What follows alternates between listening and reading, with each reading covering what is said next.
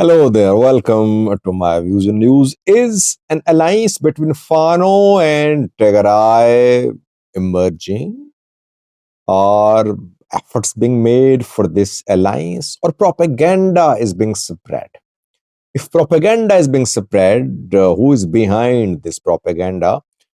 Fano fighters have released some Tigray soldiers reportedly, and a vehicle full of weapons have been captured in the Amhara region. Did this vehicle come from Tigray? Secondly, a Tigray opposition party has issued a statement condemning a recent statement by EU and US. What did the EU and US say in the statement? Firstly, viewers, Fano Tigray, Fano and TPLF alliance. Is there any possibility of this alliance? Before talking about the possibility, two developments which I want to share with you. A few days ago, Fano fighters stormed a prison center in Ago Avi zone. In Dangala, they entered a prison center. They released prisoners who were Fano comrades. They are members of Ethiopian National Defense Force, Tigania speaking members of ENDF. Fano fighters imprisoned were freed from Dangala prison. Tigania speaking ENDF members imprisoned there. They were captured by Fano fighters. Fano fighters took them into custody. And then we heard that Fano groups contacted family members of Tigania speaking ENDF members. These Tigania speaking ENDF members were put in prisons in 2020 when the war broke out between Tigray region and Ethiopian federal government. They did not participate in the war. They were just ENDF members. But since they were from Tigray, so they were feel that they could support TDF. So that is why they were relieved from their duties and they were imprisoned. So without having committed any crime, these Tigania speaking soldiers have been suffering. Thousands were put in prisons. No one clearly knows how many have been released, how many still in prisons. So from Dangala, Fano groups captured, they took into custody Tigania speaking ENDF members. Now, what we have learned is that the Tigania speaking ENDF members have been freed by Fano groups. We have been able to confirm. Fano did not demand any ransom for the release of these soldiers. The soldiers were treated well. They were not tortured. I've been able to confirm that through some sources. So this is a message of goodwill from Fano for Tigray. That Fano fighters were in a position to demand ransom because they demanded a ransom, maybe the families of soldiers would have paid the ransom. They did not demand ransom.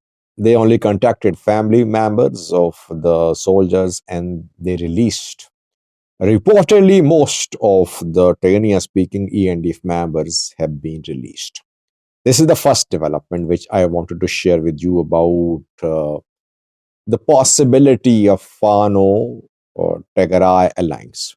Secondly, Ethiopian government-backed activists are trying to implicate TPLF in the ongoing conflict in the Amhara region. 2 days ago, a government-backed activist who was awarded a medal by the Ethiopian National Defense Force a few weeks ago said that TDF General Fisseha was planning assassination of Amhara officials in Addis Ababa. That he was training Kimant fighters, Ola fighters, and he wanted to create chaos in Addis Ababa by fueling a conflict between Amharas and Oromos. And then the same activists yesterday shared some pictures. The pictures obviously are not fake. The pictures show a truck full of weapons captured by Ethiopian security forces. Hundreds of guns have been recovered from this truck. Where was this truck captured? The security forces took this truck into custody in Amhara region. Pilakat Garagara is the name of the place. I think it is situated on Voldia to Debrecen road. It's somewhere in South Gondar, if I am not wrong. Correct me if I'm wrong. I think it's there. How did this truck manage to enter South Gondar? Where did this truck come from? With thousands of guns reportedly. Now, it is being claimed by pro-government news sources. Pro-government, again I'm saying, that the truck started its journey from Makale. So either arms were sent from Makale to South Gondar, or the truck departed Makale and on its way, then it was loaded with weapons, and then when it entered South Gondar to deliver weapons to the Fano groups, Ethiopian security forces intercepted the truck and they took it into custody. So basically, pro-government elements are implicating Tigray in the conflict in Amhara, as if Tigray is involved, as if Tigray is supporting Fano fighters, as if Tigray is fueling the conflict in the Amhara region.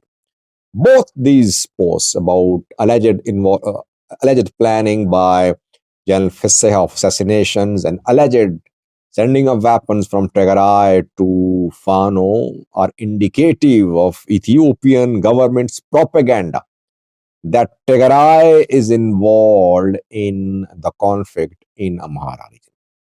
Tigray's official position is that it is not involved in the military operation against Fano. It does not want to be involved. It only wants territories back. But government wants to involve Tigray. Maybe government wants Tigray on its side. That support is missing from Tigray. That is why we're seeing the start of this campaign of accusations against Tigray People Liberation Front TDF members. But Fano, I think, should be appreciated for what it did, that it released Tigania speaking ENDM. There is so much hate between Fano and TDF that there should be some reconciliation. I promote reconciliation between Tigray and Eritrea as well.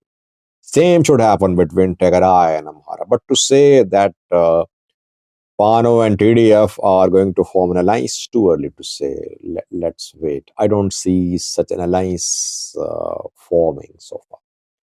Secondly, the Tigray opposition party has issued a statement condemning some recent statements by the EU and US. A few days ago, on the anniversary of Algiers agreement, EU and US issued statements. One statement was issued by both the parties.